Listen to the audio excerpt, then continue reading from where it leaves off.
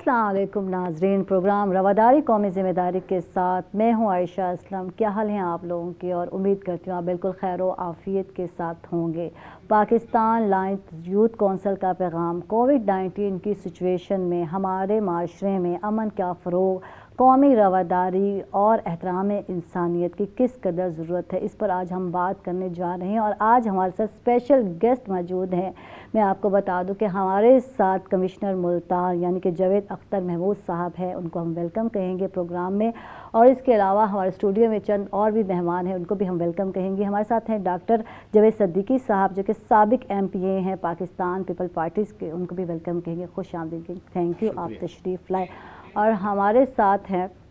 Doctor नुज़रत Altaf हैं, जो कि सीनियर वाइस प्रेसिडेंट हैं चैम्बर ऑफ कॉमर्स बहावलपुर की, उनको भी खुश आमदीद कहेंगे, थैंक यू, आप तशरीफ़ लाए। मैं चाहूँगी कि आगाज़ जो है बिल्कुल कमिश्नर साहब आपसे ही करूँ, और आपसे ही मैं जानना चाहूँगी, ये बताएं कि कोरोना एमरजेंसी में हुकूमती इंतज़ामी इदारों और सेहती इदारे, जो सेहत के इदारे हैं, उन्होंने जो पुरअमन हिफाजती इक़दामात उठाए हैं वो क्या हैं, कुछ इस पर भी रोशनी डाल दीजिए। बड़ी इम्पोर्टेंट बात आपने पूछी है। देखिए, मुल्तान एक ऐसा शहर है जहाँ पिछली जो वेव थी, जिसको फ़र्स्ट वेव आप कह सकते हैं, मार्च अप्रैल में शुरू हुई और अगस्त में जाके ख़त्म हुई। उसमें सबसे बड़ा जो क्वारंटाइन सेंटर वो मुल्तान में बना। उसमें तबलीगी हज़रात भी थे, उसमें ज़ायरीन भी थे, उसमें लोकल लोग भी थे, और बल्कि जो हमारे साउथ पंजाब के बाकी जो ज़िला हैं और डेरा गाज़ी ख़ान है, इवन आगे बलूचिस्तान, वहाँ से भी लोग जो सस्पेक्टेड थे या जो पॉजिटिव थे,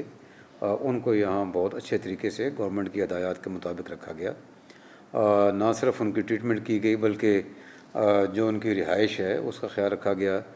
उनके खाने पीने का ख़्याल रखा गया। और अब जो सेकंड वेव जो जिसकी बात हो रही है,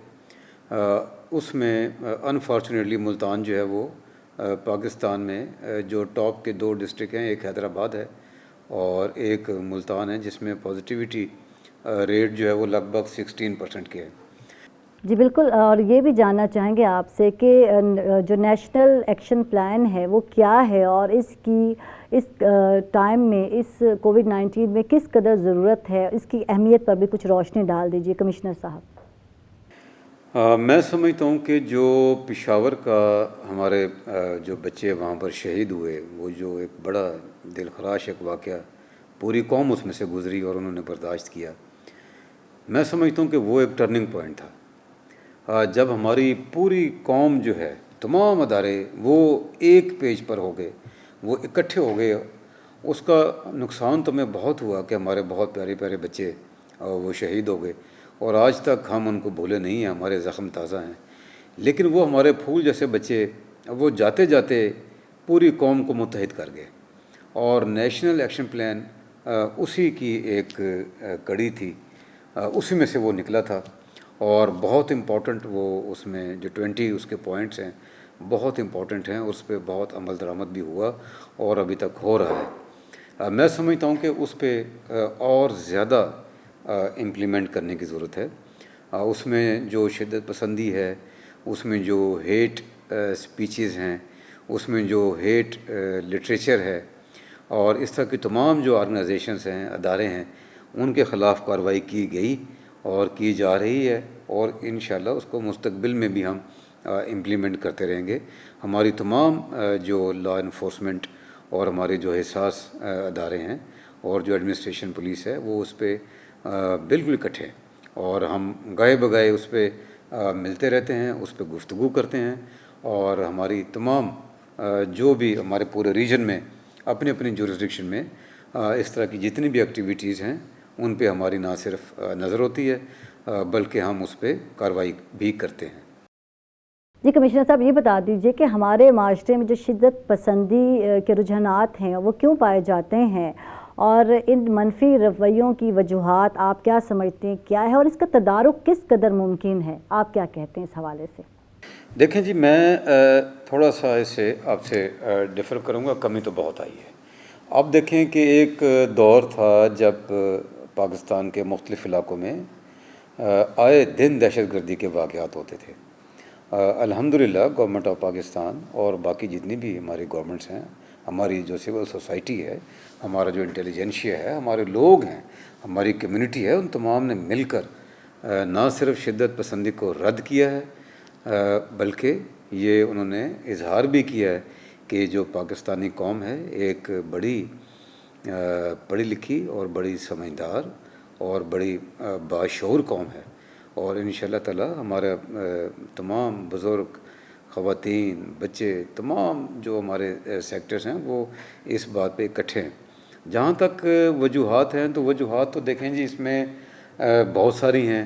اس میں کچھ وجوہات انٹرنیشنل بھی ہیں جن کو پاکستان کی جو ترقی ہے یا اس کی جو خاص قوت ہے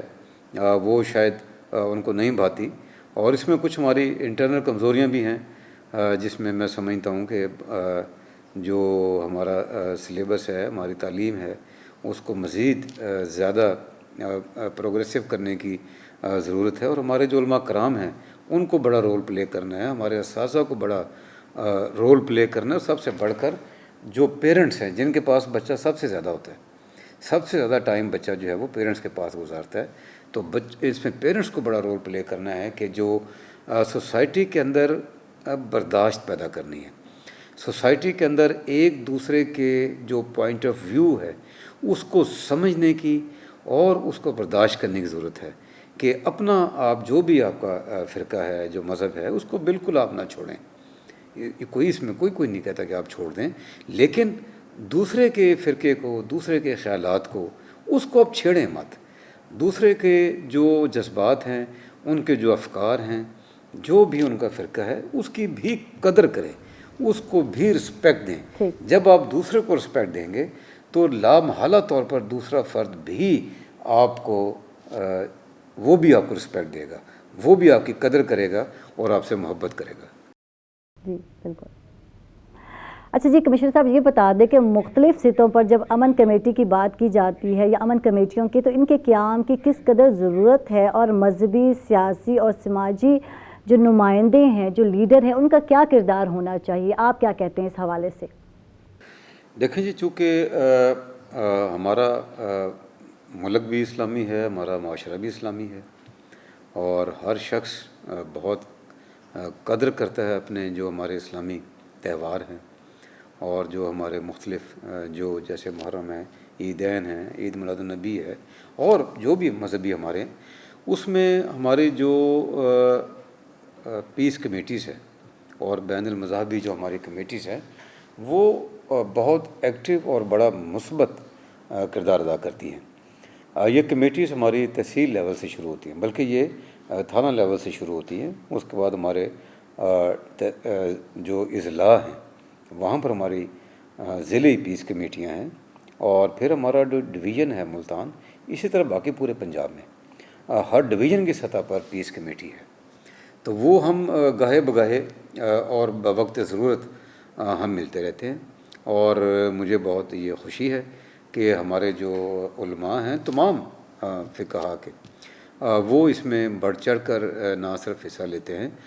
بلکہ پولیس کی اور انتظامیہ کی وہ بھرپور مدد کرتے ہیں کہ وہ جو پارٹیسپینٹس ہیں، جو لوگ ہیں، جو کمیونٹیز ہیں، ان کو وہ اویئرنیس بھی دیتے ہیں، ان کو ملتے بھی ہیں، ان کو پرسویٹ بھی کرتے ہیں کہ جو بھی ایس او پیز ہیں، جو ضابطہ اخلاق جس کو کہنا چاہیے، جو ڈسپلن ہے، اس کے اندر رہ کر ہم تمام جو ہمارے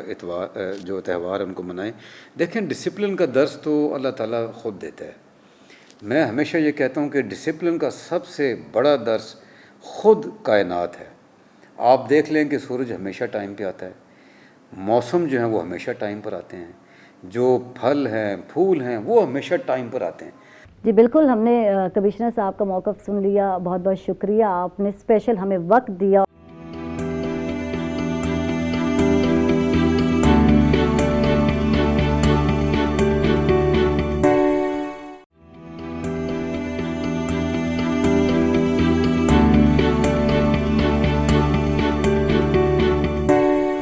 میں چلتی ہوں جی بالکل ڈاکٹر جاوید صدیقی صاحب آپ کی طرف، اور آپ نے بھی یقیناً سنا ہمارے جو ہے کمشنر ملتان نے کیا کہا، کیا پیغام دیا،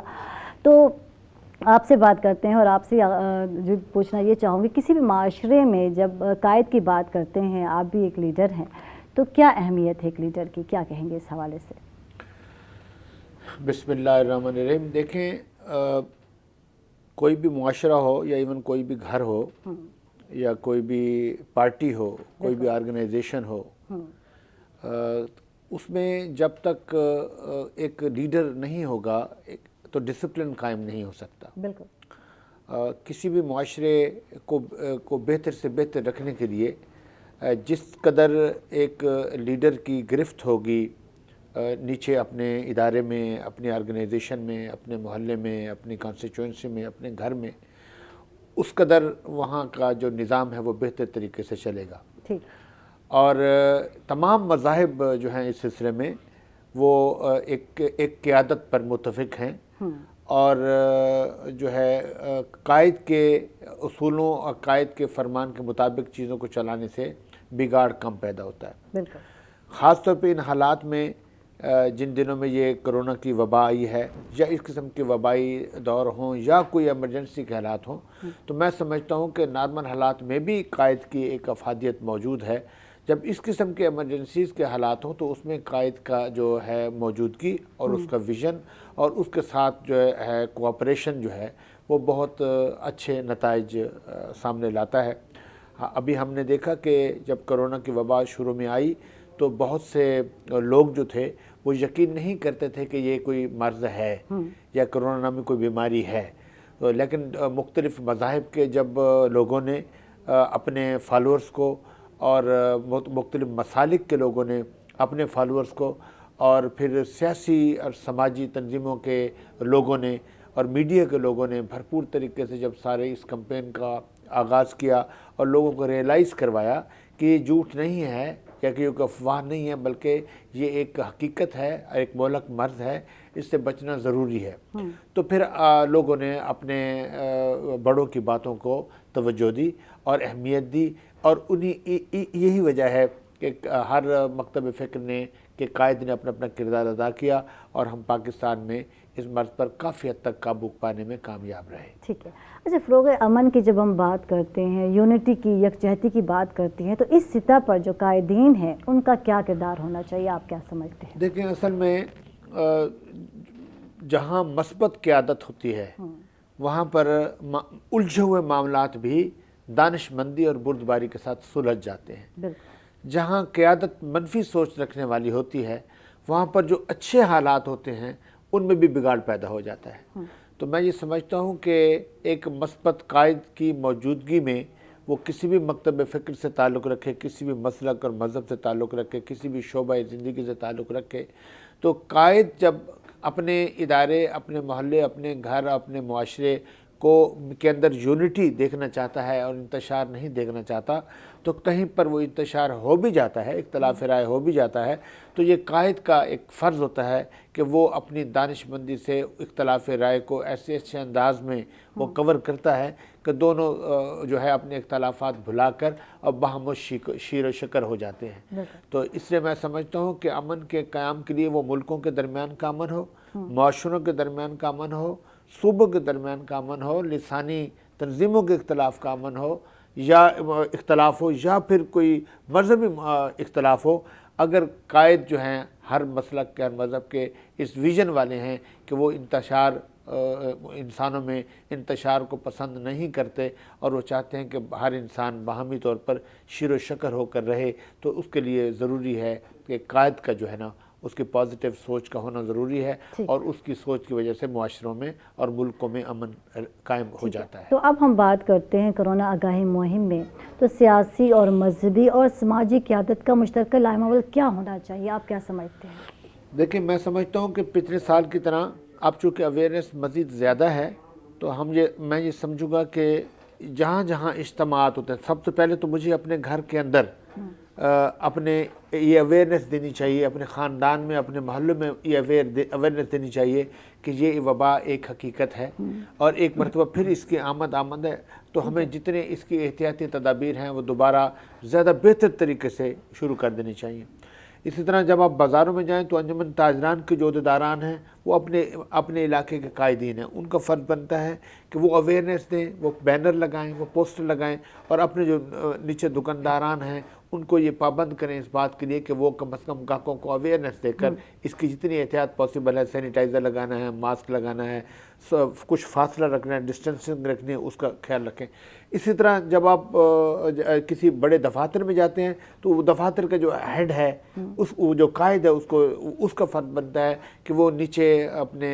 انٹری گیٹ سے لے کر اپنے آفس کے انٹرنس تک تمام سٹاف کو اس بات کی پابندی کرے کہ وہ جتنے احتیاطی ہاتھوں کو باہر سے جب آئیں ہاتھوں کو دھونا ہے، ماسک لگانا ہے، سینیٹائزر لگانا ہے، اس قسم کی احتیاط۔ تو اگر اسی طریقے سے سیاسی قائدین بیانات کے ذریعے، اسمبلیوں کے ذریعے کے ممبران جو ہیں اسمبلیوں میں آواز اٹھا کر اور لوگوں میں اویئرنیس دے کر، جو وزیر صحت ہیں متعلقہ، وہ ان کا ایک بڑا اہم کردار ہے، ہاسپٹلز کے جو ایم ایس ہیں ان کا بڑا ایک اہم کردار ہے، صحت کے کردار ہے، اس طرح انتظامی افسران ہیں وہ بھی دیکھیں ایک انتظامی افسر ایس ایس پی اگر اپنے آفس میں آنے والے ہزاروں لوگوں کو باہر سے انٹری گیٹ کے اوپر یہ تاکید کر دیں گے کہ اپنے یہ جو ایس او پیز ہیں ان کی پابندی کرنی ہے، تو میں سمجھتا ہوں کہ ایک شخص کی یہی قیادت ہوتی ہے کہ ایک شخص کے اس حکم سے یہ باقی لوگ سارے اس وبا سے بچ سکتے ہیں، محفوظ ہو سکتے ہیں۔ تو میں یہ سمجھتا ہوں کہ جو ادارے کے معاشرے میں جو قائد ہیں، ہیڈ ہیں، انہیں چاہیے کہ وہ ان چیزوں پہ نیچے امپلیمنٹ کروائیں تو اچھا نتیجہ ٹھیک ہے۔ جب اداروں کی بات کی جاتی ہے تو تعلیمی اداروں کی اہمیت سے انکار نہیں کیا جا سکتا۔ ڈاکٹر نظر صاحبہ، آپ سے جاننا چاہوں گی کہ ملکی یکجہتی اور فروغ امن کے لیے تعلیمی اداروں کا کردار جو ہے وہ کیا ہونا چاہیے، کچھ اس حوالے سے وضاحت کر دیجیے۔ جی، بسم اللہ الرحمن الرحیم۔ تھینک یو کہ میں پاکستان لائنز یوتھ کونسل کا شکریہ ادا کرتی ہوں کہ انہوں نے مجھے اس فورم پہ انوائٹ کیا اور اس اہم ایشو کے اوپر بات کرنے کے لیے ہم آج سب یہاں پر موجود ہیں کہ ہم کس طرح سے کووڈ کے اوپر کنٹرول کر سکتے ہیں اور کون کون سے ایسے ایلیمنٹس ہیں جن پہ ایڈریس کیا جائے، جن پہ بات کی جائے تو مزید بہتر نتائج سامنے آ سکتے ہیں۔ جس طرح آپ کو پتہ ہے کہ نوجوان ہمارے اور بچے ہماری قوم کا یہ ایک ریڑھ کی ہڈی کی حیثیت رکھتے ہیں، ان کے بغیر ہمارا کوئی بھی ورک پلان بن نہیں سکتا۔ تو جو نوجوان اس وقت ہمارے پاس، ہم الحمدللہ پاکستان کا نام ان کنٹریز میں ہے جہاں پر ہمارے پیرامڈ میں میکسیمم نمبر آف پرسنز جو آتے ہیں وہ نوجوانوں کی ہے۔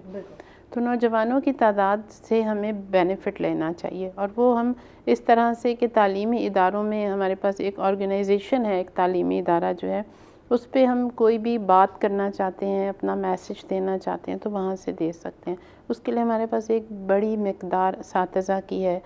سسٹمیٹک نظام ہے، اور اس میں تعلیمی ادارے یہ رول پلے کر سکتے ہیں کہ وہاں سے، جس طرح پہلے کووڈ سٹارٹ ہوا تو بہت سارے ہمارے معاشرے کے لوگوں کو اس چیز پر یقین نہیں آ رہا تھا کہ یہ ہے یا نہیں، تو ہمیں بہت بیس لائن سے اور گراس روٹ لیول سے کام کرنا تھا، جس میں میں ایک فزیشین بھی ہوں، اور اس چیز سے کام کرنا ہمارے لیے بہت زیادہ مسئلہ آ رہا تھا۔ تو تعلیمی اداروں نے یہ رول پلے کیا کہ اساتذہ نے، بچوں نے اس چیز کو ایڈریس کیا، اسکولوں میں اس پہ سیمینار ہوئے، پروگرام ہوئے، اور جب حکومت نے اس چیز کو سیریسلی اناؤنس کیا کہ اداروں کو بند کیا جائے تو اس کا بڑا پازیٹیو امپیکٹ آیا کہ یہ ایک سیریس ایشو ہے جس کی وجہ سے ادارے بند ہو رہے ہیں۔ ادروائز ادارہ ایک دن کے لیے بھی بند نہیں ہوتا، بچوں کی تو آلویز ریکویسٹ ہوتی ہے کہ ہمارے اسکول میں چھٹی ہو جائے، کوئی بھی لوکل ایونٹ ہے، کوئی بھی نیشنل ایونٹ ہے تو چھٹی ہونی چاہیے، لیکن اس طرح سے اداروں میں جب سیریسلی سارے اداروں میں چھٹی ہوئی تو انہوں نے اس چیز کو ایڈریس کیا، پڑھا کہ یہ کیا بیماری ہے، کیا اس سے ہم احتیاطیں کر سکتے ہیں۔ تو وہاں سے بچوں نے گھر آ کے، جو مائیں ہیں، باقی بہن بھائی ہیں جو اداروں میں نہیں جاتے، ان کو یہ میسج ڈیلیور کیا۔ اس طرح سے اس پیغام کی آگے آگے امن اور رواداری کا اور کووڈ کا یہ ایڈریس پھیلتا گیا۔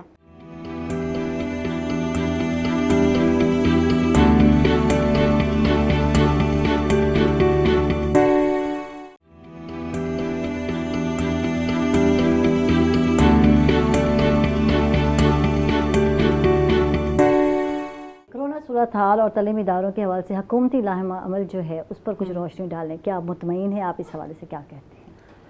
الحمدللہ میں اس جو ہماری حکومت کی تمام تر پلاننگز تھیں اس سے بہت سیٹسفائیڈ ہوں، کیونکہ ہمارا ملک ان ملکوں میں آ گیا جہاں پر وہ کرائسس اس طرح سے نہیں آئے جس طرح سے کووڈ کے باقی کنٹریز میں آئے، اور اسپیشلی ہمارے ملک کی جو لٹریسی ہے، ہمارے ملک کی جو رسپانسبلٹی ہے عوام کی، وہ اس طرح سے رسپانسبلٹی کو نہیں لیتے. جو بھی آرڈرز آتے ہیں گورنمنٹ کی طرف سے اس کو وہ کیجول لیتے ہیں. یہ ہمارا ایک عوامی رویہ ہے کہ ڈاکٹر نے کوئی بات کیا تو اس کو پہلے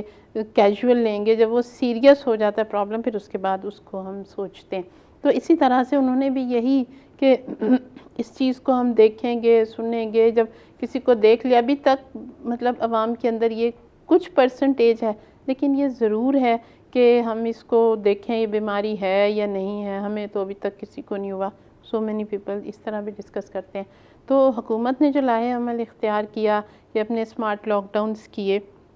بڑا اچھا سٹیپ تھا. اس پہ ہمارے جو انٹرنیشنل لیڈرز تھے انہوں نے بھی اس کو، ہمارے لیڈر کو اپریشیٹ کیا، اور اس سے بہت فائدہ ہوا ہمیں، جس سے ہمارے جو کووڈ کے گرافس تھے وہ اتنے ہائی اپ نہیں گئے جتنے ہم ایکسپیکٹ کر رہے تھے. جو ہماری ایکسپیکٹیشنز تھیں کہ ہمارے ہاسپٹلز اتنے بھر جائیں گے اور اتنے ڈاکٹرز ہمیں اور ریکوائرڈ ہوں گے، پیرامیڈیکلس اور ریکوائرڈ ہوں گے، میڈیکل فیسلٹیز ہماری، کیونکہ ہم اپنے کنٹری کی میڈیکل فیسلٹیز کو آلریڈی وی آر اویئر کہ کتنی پرسنٹیج ہے، کس طریقے سے ہم کتنے نمبر آف پیشنٹس کو ہینڈل کر سکتے ہیں. تو ہمیں اللہ کا بہت احسان ہے اس میں. خاص طور پہ ہمیں اللہ کا شکر ادا کرنا چاہیے کہ ہمیں اس طرح سے اس ایمرجنسی سچویشن کو فیس نہیں کرنا پڑا، اور یہ یقیناً گورنمنٹ کی پالیسی اس میں کنٹریبیوٹ کرتی ہے. بالکل، no doubt. Doctor Javed Siddiqui صاحب، آپ سے جاننا چاہیں گے کہ جب ہم بات کرتے ہیں قیام امن کی، تو اس میں قانون سازی کی کس قدر ضرورت ہے یا اہمیت ہے؟ آپ کیا کہتے ہیں اس حوالے سے؟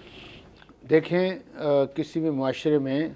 امن کو قائم رکھنے کے لیے سب سے اہم ترین بات تو ہوتی ہے کہ وہاں ایسے قوانین موجود ہونے چاہیے کہ جو امن کے قیام کی ضمانت دیں. اس کے لیے میں یہ سمجھتا ہوں کہ صوبائی اسمبلیاں ہیں، ہماری قومی اسمبلی اور سینٹ، یہ 3 ادارے اس لیے بنائے گئے ہیں، اور کسی حد تک لوکل باڈیز بھی، کہ وہاں پر آلریڈی ایک مسلسل عمل ہے قانون سازی کا جو جاری ہے. اور وقت کے ساتھ ساتھ جیسے جیسے حالات بدلتے ہیں تو اس میں یقیناً قانون سازی کی جو نئی چیزیں سامنے آتی ہیں، نئے مسائل سامنے آتے ہیں، تو اس کو وہاں ڈیبیٹ کیا جاتا ہے، ڈسکس کیا جاتا ہے، اور وہاں پہ ایک قانون بنا کے پھر امپلیمنٹیشن کے لیے جو متعلقہ ادارے ایجنسیز ہیں ان کے ذمہ لگا دیا جاتا ہے کہ اس قانون کے مطابق وہ امن قائم رکھنے میں اپنا کردار ادا کریں. اس میں انسانی حقوق کی، جو انسان کے بنیادی حقوق ہے، ان کا بھی دھیان رکھا جاتا ہے، خواتین کے حقوق کا بھی دھیان رکھا جاتا ہے، بچوں کے حقوق کو بھی مد نظر رکھا جاتا ہے. لیکن میں یہ سمجھتا ہوں کہ کسی بھی معاشرے میں جتنے اچھے قوانین ہوں گے اور ان قوانین پہ جتنا اچھا عمل درآمد ہوگا، معاشرے کے اندر اتنا زیادہ امن جو ہے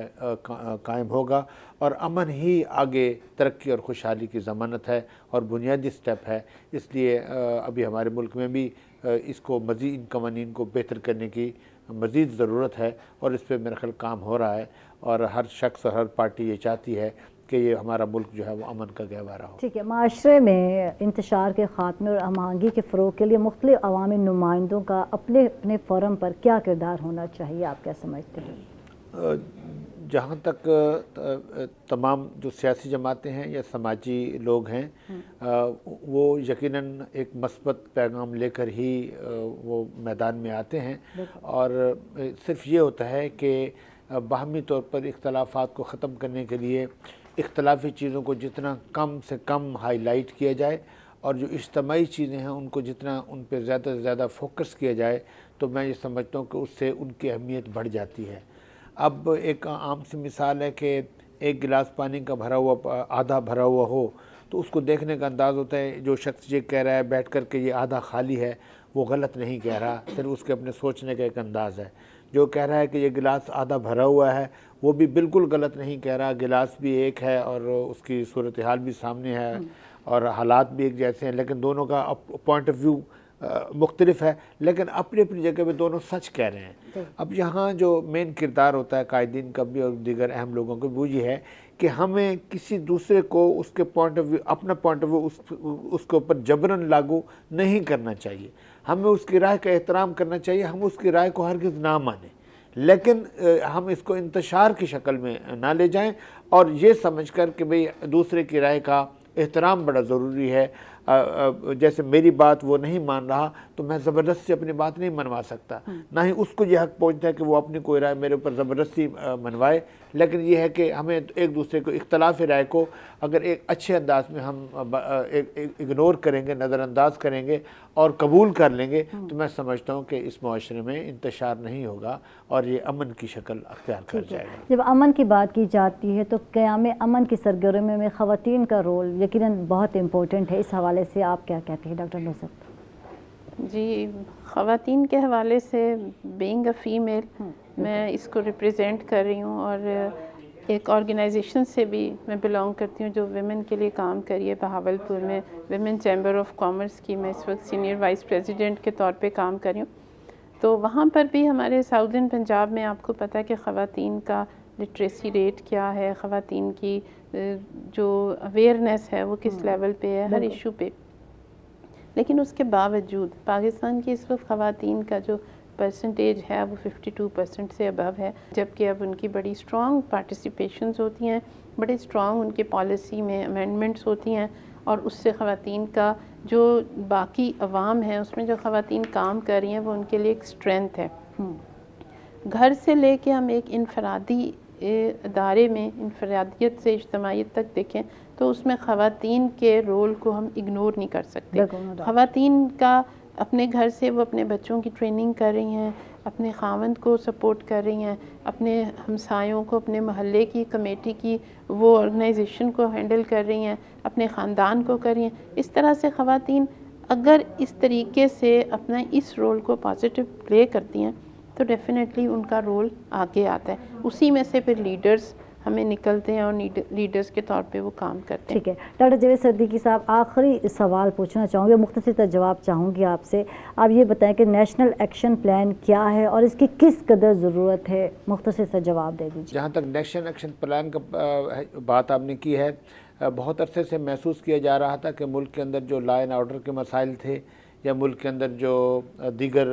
ایمرجنسیز آتی تھیں اس کے لیے ڈیفرنٹ ادارے اپنے اپنے لیول پہ کام کرتے تھے، مستعدی کے ساتھ کرتے تھے. فوج اپنے طور پہ جو ہے اس کو مقابلہ کرتی تھی، سول انتظامی ادارے اپنے طریقے سے کرتے تھے، جو سیاسی حکومتیں ہیں، صوبائی حکومتیں، مرکزی حکومتیں، ضلعوں کی حکومتیں اپنے اپنے لیول پہ ہر کوئی اپنا بہترین کردار ادا کرنے کی کوشش کر رہا تھا. لیکن اس کے باوجود بھی جب چیزیں پوری طرح کنٹرول میں نہیں ہو رہی تھیں تو پھر مل بیٹھ کر ایک آپس میں جو ملک کی اعلیٰ قیادت ہے انہوں نے مل بیٹھ کر یہ پلان کیا کہ کیوں نہ ہم اس کو ایک نیشنل ایکشن پلان کی شکل میں ہم سب کو اکٹھا بٹھائیں. اس میں سیاسی جماعتوں کے لوگوں کو بھی بٹھایا گیا، اس میں جو انتظامی لوگ تھے ان کو بھی بلایا گیا، صوبائی نمائندے بھی بلائے گئے، اور بیوروکریسی سے بھی جو کنسرن لوگ تھے ان کو بلایا گیا، میڈیا کے لوگوں کو بلایا گیا. تو ساروں کو ملا کر ایک اجتماعی فیڈ بیک سب سے لیا گیا کہ یہ بتائیں کہ ملک کے کون کون سے مسائل ہیں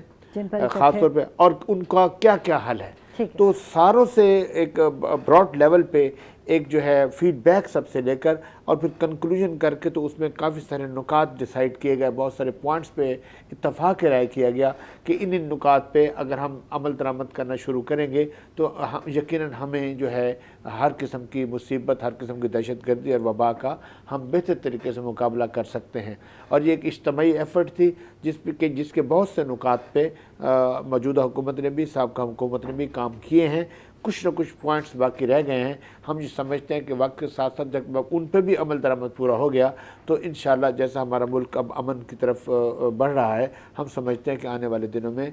ہمارا ملک جو ہے وہ ایک خوشحال اور پرامن ملکوں میں شمار ہوگا انشاءاللہ. بہت بہت شکریہ ڈاکٹر جاوید صدیقی صاحب، آپ نے وقت نکالا، بہت اچھا لگا آپ سے گفتگو کر کے. ڈاکٹر نصرت الطاف صاحبہ آپ کا بھی بہت بہت شکریہ، آپ تشریف لائیں. اور special thanks commissioner Multan Javed Akhtar Mahmood Sahib کا جنہوں نے ہمیں پروگرام میں وقت دیا. اور اس کے ساتھ ہی عائشہ کو دیں گے اجازت اور اپنا ڈھیر سارا خیال رکھیں گے. اللہ حافظ.